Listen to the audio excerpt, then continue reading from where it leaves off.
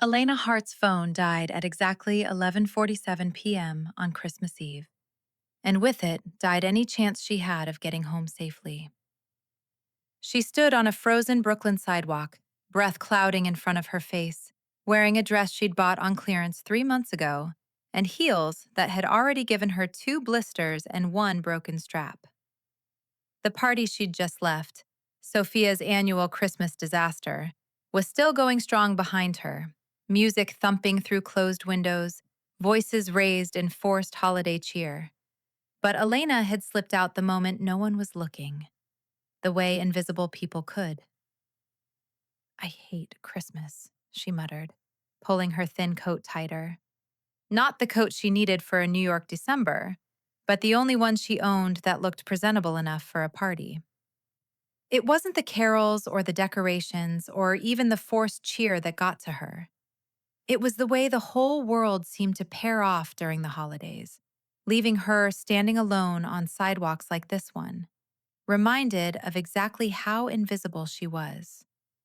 24 years old, Columbia law graduate, junior associate at a firm that paid her less than the receptionist. No family, never had been, not really. Foster care didn't count. Her phone had been at 8% when she'd called the Uber. She'd watched it drop to 5, then 3, then that final desperate 2% before the screen went black. The order had gone through. She'd seen the confirmation. The driver was 3 minutes away. All she had to do was wait. A black SUV pulled up to the curb, windows tinted so dark she couldn't see inside. Relief flooded through her so intensely she almost cried. She didn't check the license plate, didn't verify the make or model. Her fingers were numb, her feet were screaming, and she just wanted to go home. Elena grabbed the door handle and yanked it open, the warmth from inside hitting her like a physical embrace. She threw herself into the back seat, sinking into leather softer than anything she'd ever owned. "Thank God," she breathed, eyes closed. "4th Street, please, Bushwick. I'm the one who called. My phone died, but the order went through. Can you turn up the heat? I can't feel my fingers." She was still rambling when the voice cut through her words like a blade through silk. "Who are you?" Elena's eyes snapped open. The man in the front seat had turned to look at her, and everything inside her went completely, utterly still. Ice blue eyes pinned her in place, the color of a frozen lake in January, beautiful and terrifying and absolutely devoid of warmth. They were set in a face carved from stone, sharp jaw shadowed with dark stubble, strong nose, full lips pressed into a hard line.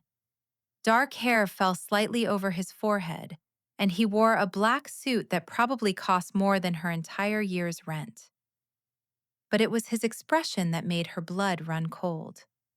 He looked at her like she was an insect that had crawled onto his windshield, an inconvenience he was calculating how to remove. I... Elena's voice came out as a squeak. She cleared her throat, tried again. "I'm the one who called the Uber. You're supposed to take me to Bushwick, 4th Street. He stared at her. Just stared, those frozen eyes tracking over her face like he was memorizing every detail. Then his gaze flicked to the rearview mirror, and something in his expression changed, hardened. "Get down." "What? No, I..." The SUV lurched forward so hard her head cracked against the headrest. Elena grabbed the seat, indignation flooding through her fear. "Hey! What are you doing? I will report you!" Another car pulled alongside them, sleek and black. The window rolled down with mechanical precision. A gun appeared in the opening. Ugh, the sound that escaped Elena's throat was barely human. Half gasp, half scream, pure terror crystallized into noise. "Is that a... Oh my God!" A hand shot back from the front seat, grabbed a fistful of her hair, and shoved her face toward the floor with enough force to make her teeth click together. Down. One word, not a request. The first bullet shattered the back window. Elena screamed, a raw, primal sound she'd never made before in her life. Glass exploded inward, raining down on her back and hair in 1,000 tiny pieces. She pressed her face into the carpet that smelled like expensive leather, hands over her head, whole body shaking. More shots. Crack, crack, crack. The SUV swerved hard left, then right. She slid across the floor, shoulder slamming into the door. Another turn, tires screaming. More gunfire, bullets pinging off metal. And through it all, she could hear him speaking. Italian. Rapid fire, completely calm Italian, like being shot at was just another Tuesday. "Let me out! Stop the car, please!" The single word that came back was flat. Final. No. The chase continued. How long? Elena had no idea. Time lost meaning when you were face down on a stranger's floor while people tried to kill you. Sharp turns, bullets hitting metal, his voice, still speaking Italian, still absolutely calm. Then, abruptly, it stopped. The SUV slowed. Stopped. The engine idled beneath her, impossibly peaceful after the chaos. Up. A hand gripped her arm and pulled her upright with inhuman strength. Elena's head spun as she was hauled into a sitting position, glass falling from her hair, cold December air rushing through the shattered window. Through her tear-blurred vision, she saw it. A Gothic mansion rising against the night sky, stone walls, pointed towers, and covering every surface, thousands of Christmas lights twinkling in red and gold and green. It would have been beautiful if it wasn't so terrifying. He was already out, moving to her door. When he opened it, that frozen expression was back. "I'm not going anywhere with you." His hand closed around her elbow, unbreakable, and pulled her out, dragging her toward the massive front door. "Let go! I said let go!" His voice was flat, cold, eyes fixed ahead. "Wrong car. Those men saw your face. Now you're coming with me." "I'm not." "You walk out that gate, they grab you in 2 minutes. They think you're my woman. They'll use you or kill you." Her blood ran cold. "Tell them I'm not." "Won't matter. They saw. That's enough." The front door burst open before they reached it. A small, round woman rushed out wearing a red apron, white hair flying, hands waving as she shouted in rapid Italian. "Dante, che cosa è successo? I heard gunshots." Then she spotted Elena and stopped dead. The worry vanished, replaced by pure joy. "A girlfriend! Dante, you brought a girlfriend on Christmas Eve." Before Elena could react, the woman pulled her into a crushing hug. "No, I'm not." The woman released her just enough to cup her face, examining her like a prize. "She's beautiful. Look at these eyes, Dante." "I'm not his girlfriend. I got in the wrong car." But the woman wasn't listening. She pinched Elena's cheek. "So modest. My grandchildren will be gorgeous." "Grandchildren? I thought he was my Uber." The woman leaned in conspiratorially. "She's shy. The Moretti men are very intense. My husband was the same way." "I'm not shy. I was kidnapped." The woman paused, looked at Dante, then smiled slowly. "Romantic." Elena felt her jaw drop. How is kidnapping romantic? But the woman was already steering her inside. "Your father kidnapped me, you know. Well, aggressively courted. I was engaged to someone else. Very passionate, the Moretti men.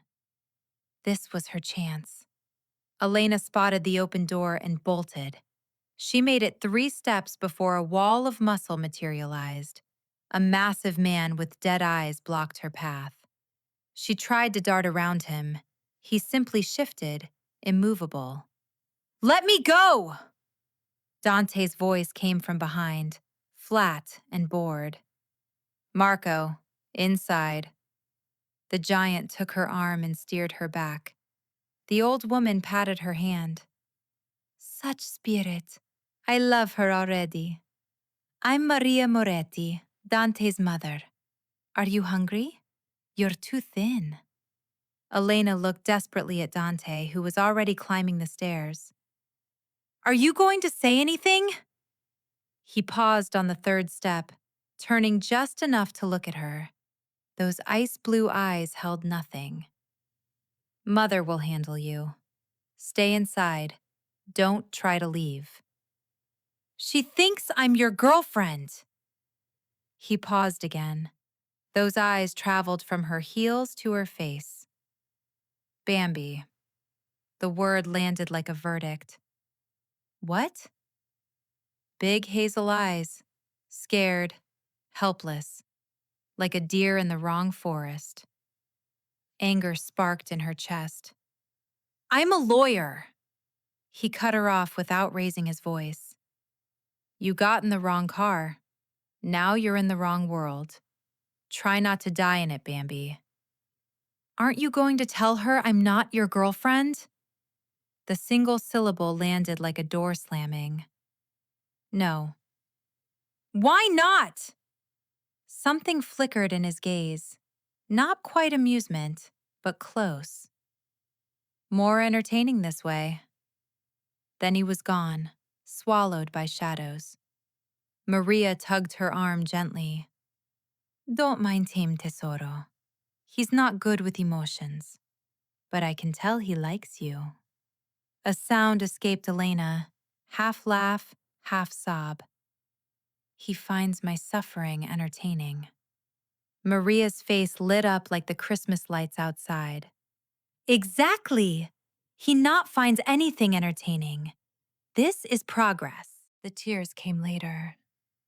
One moment, Elena was sitting at Maria's kitchen table, arguing about someone named Salvatore Jr. The next, she was sobbing into a napkin while Maria rubbed her back. "I just wanted to go home," Elena whispered, voice raw. "I just wanted to watch Netflix and pretend tomorrow wasn't another Christmas alone." Maria's manic energy faded.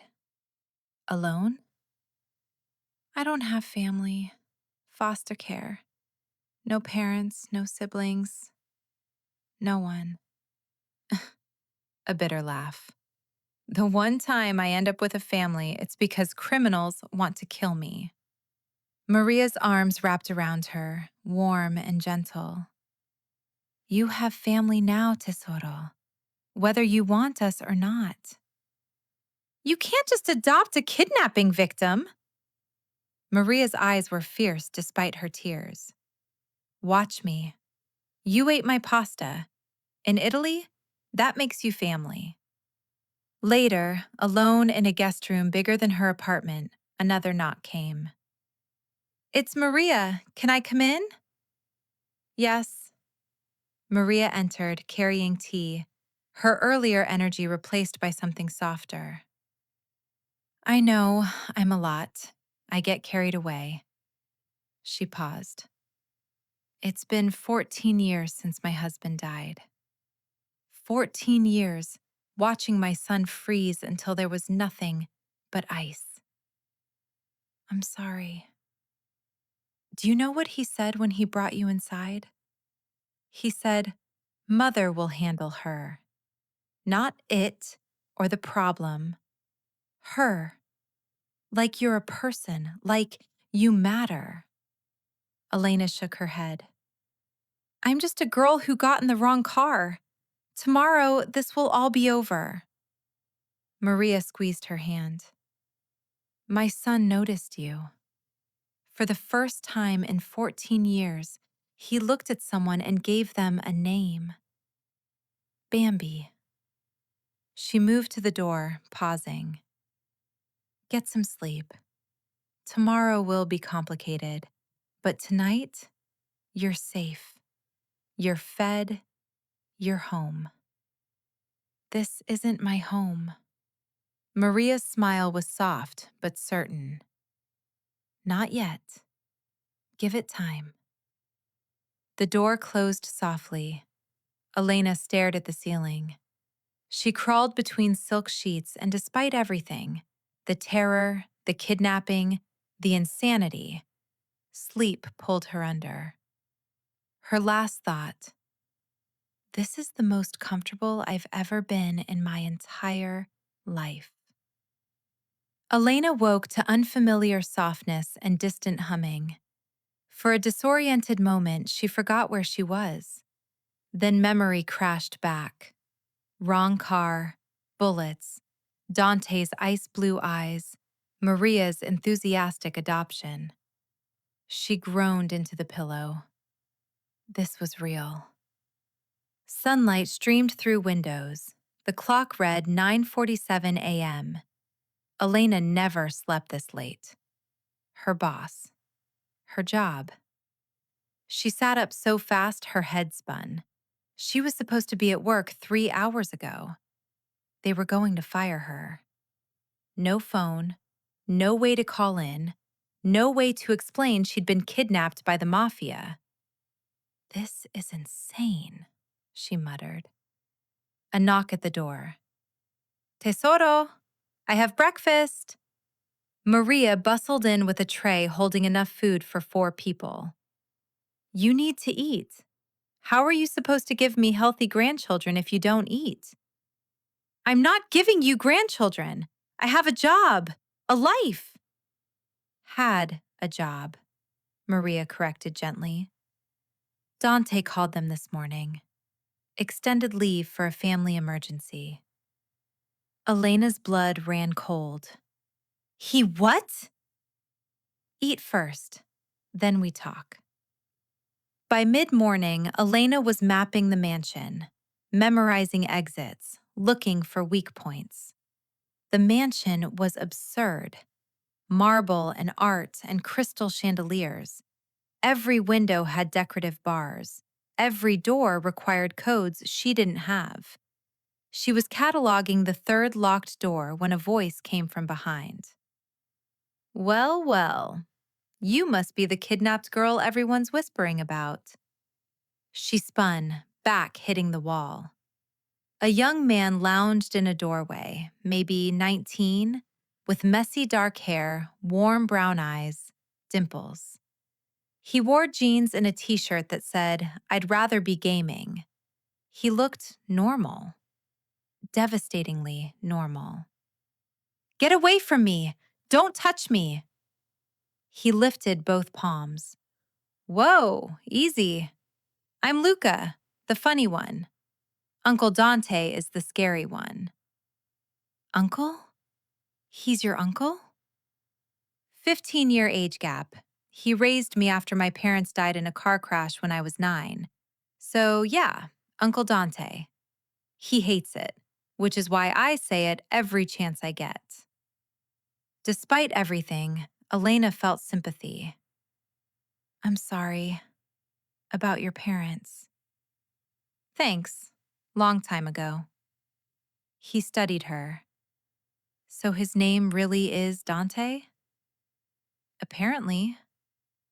How old is he? 34. Looks younger when he's not glowering. Elena let out a humorless breath. Well, maybe I should call him Uncle too. Annoying him sounds like the only pleasure I'll get here. Luca barked a laugh, then shook his head. I wouldn't recommend that. Why not? When Uncle Dante gets angry, he doesn't yell. He gets quiet. And when Dante Moretti gets quiet, that's when people start praying. A shiver ran down her spine. Noted. Luca noticed her scanning the corridor. Front door has 6 guards. Back door has 4. Garden walls got cameras. Gate has biometric locks. He paused. Not saying don't try to escape. I respect the spirit. Just maybe eat first. Worth surviving for. I don't want your food or anything from any of you. Fair enough. The red dress appeared on her bed at 7 p.m., laid across the white bedspread like a splash of blood against snow. It was beautiful. Deep crimson silk with long sleeves and a neckline that would show her collarbones without being inappropriate. Next to it sat strappy satin heels in the exact same shade of red, and beside those, a note in sharp, masculine handwriting. Wear these. D. Elena picked up the dress, feeling the silk slide through her fingers like water. This wasn't from a department store. This was custom, expensive, the kind of thing she'd only ever seen in magazines or through windows of boutiques she'd never dream of entering. She absolutely should not try it on. The dress fit like it had been made for her body, and maybe it had been, given the conversation she'd had with Dante earlier. 117 pounds, size 6 shoes, 5'4". Every number she'd shouted at him in anger, he'd remembered and used to choose something that fit perfectly. Instead of changing back into her borrowed clothes, she found herself slipping into the heels. They fit like Cinderella's glass slipper. If Cinderella had been kidnapped by the Italian Mafia instead of rescued by a fairy godmother. Elena stood in front of the full-length mirror and barely recognized herself. The dress hugged every curve she had, the deep red making her skin look porcelain pale, bringing out the gold flecks in her hazel eyes. Her dark hair fell in waves over her shoulders, and for the first time in her adult life, she looked beautiful.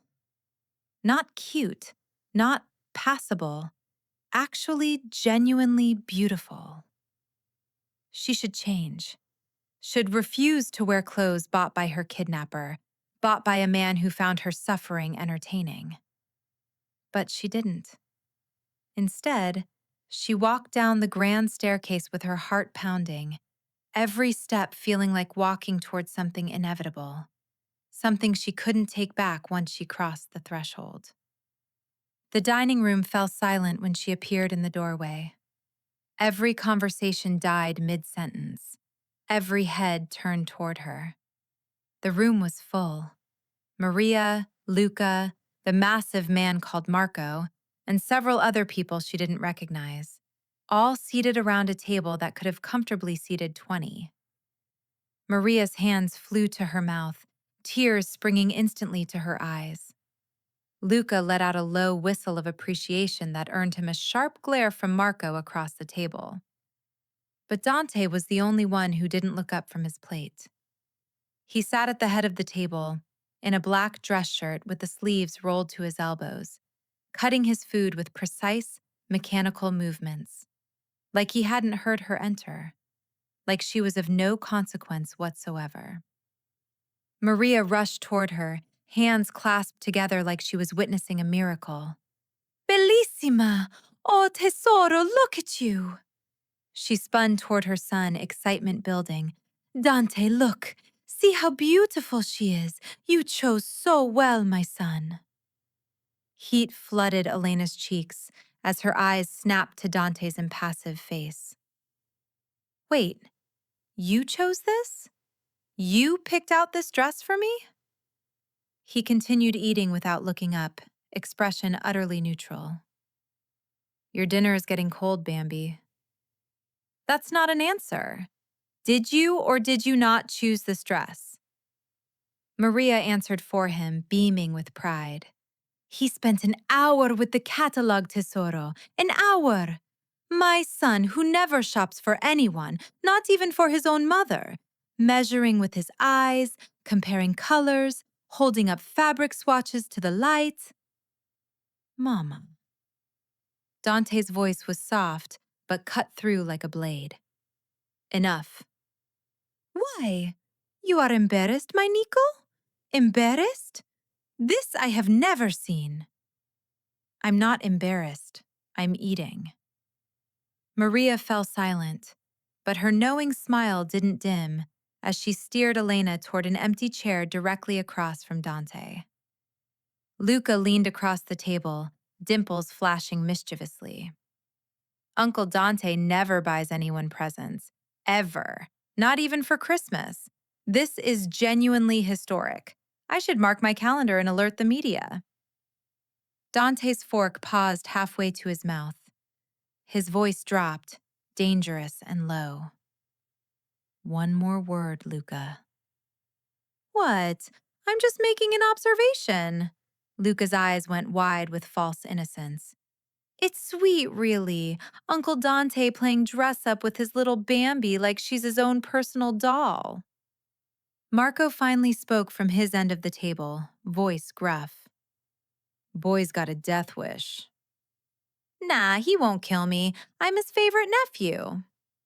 You're his only nephew. Exactly. Irreplaceable. He typed in a code. The gate swung open with a soft, mechanical hum, revealing the frozen sidewalk and gray Manhattan street beyond. Freedom stretched before her. Good luck, Elena. I really mean that. Stay safe out there if you can. She didn't look back as she walked through the gate. Didn't see him pull out his phone the moment she was gone. Didn't hear him speak 3 urgent words. She's out. Hurry. The street was quieter than she'd expected. Residential, tree-lined, with expensive brownstones and parked cars that cost more than her annual salary. Elena walked as fast as she could without breaking into a run, eyes scanning desperately for a taxi, a bus, anything. A cab appeared at the end of the block. She stepped into the street, arm raised, waving frantically. The driver didn't even slow down, his off-duty light glowing yellow as he passed without a second glance. She tried again with the next one, and the next. But they all kept driving, like she was invisible, like she was already a ghost. The black van appeared out of nowhere, sliding up to the curb beside her with predatory silence. The side door was already sliding open. 2 men climbed out, big, dressed in dark clothes, moving with coordinated precision. Moretti's woman? One asked the other, casual. That's her. Matches the description. Let's move before someone sees. Ice water flooded Elena's veins. Terror wrapped around her lungs and squeezed. She tried to scream. Her throat closed up. Tried to run. Her muscles locked. Please, she whispered as rough hands grabbed her arms. Please, you've made a mistake. I'm not his woman. I'm nobody. Shut up. Boss wants you alive, but he didn't say conscious. So you can come quiet or unconscious. Your choice. They were lifting her toward the van when the gunshots split the morning air. One of the men screamed, releasing her arm, clutching his shoulder where blood bloomed through his jacket.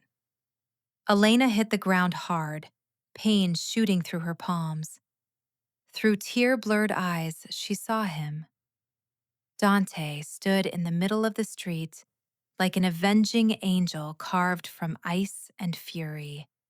Gun still raised, face completely expressionless, despite the violence radiating from every line of his body. Put her down. Now. I won't ask twice.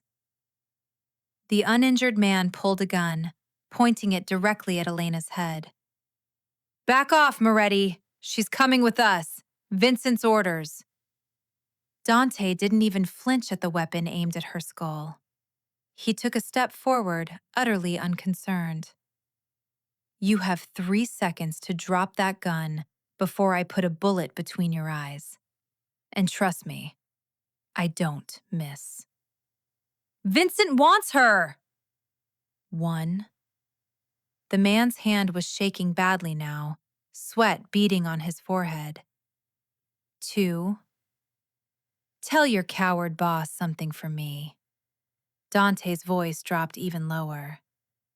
Tell him, if he wants my woman, he comes for her himself. He doesn't send rats. Another step forward, gun still raised. Tell Vincent Cross that this is my neighborhood. She is mine. And the next man who puts his hands on her dies screaming. Do you understand me? The gun clattered to the ground. Both men scrambled toward the van in blind panic, peeling away with tires screaming. Dante was beside her in an instant, dropping to his knees, hands running over her body, checking for injuries. Bambi, are you hurt? Did they touch you? Tell me where it hurts. No, I don't think.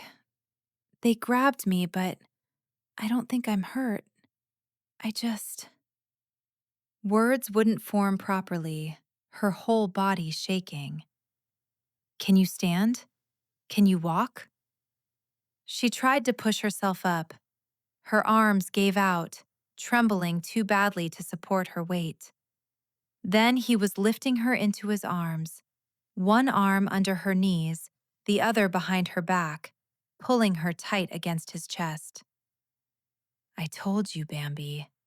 I told you what would happen if you ran. Why didn't you listen? I'm sorry. I just wanted to go home. I just wanted my life back. You almost died. 30 seconds later, and you'd be in that van. And there's nothing I could have done to save you. Do you understand? 30 seconds, Bambi. The world was going gray at the edges. Shock and adrenaline crash combining into darkness. The last thing she saw before unconsciousness claimed her was Dante's face above hers, ice blue eyes burning with something that looked terrifyingly like fear. She woke to warmth and softness, and the distant sound of raised voices.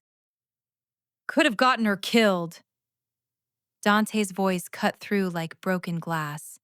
Something slammed. I trusted you, Luca.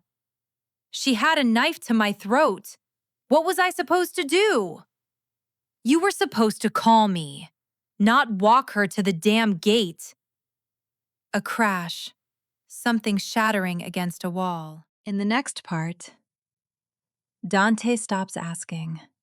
Elena stops pretending. And the line between protection and possession doesn't just blur, it burns. Because when a man like Dante decides something is his, he doesn't let it go. And this time, Elena might not want him to. Subscribe if you're ready to see what happens next.